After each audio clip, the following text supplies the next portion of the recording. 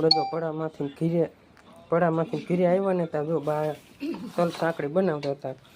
બા કેવી બનશે તલ સાંકળી? અને જો આ બે માંથી કટકા કરવાના છે અને પછી આના હવે લાડવા બનાવી છે.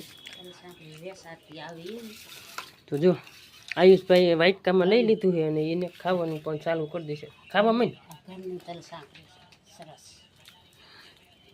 તો આપણે જો તલ મામાએ દીધા હતા લઈ આવ્યા અને ભાઈ બનાવી રહી તો કાંક આવી તલ સાંકળી થાય અને આમાં બેમાં કટકા કરવાના છે. લાડો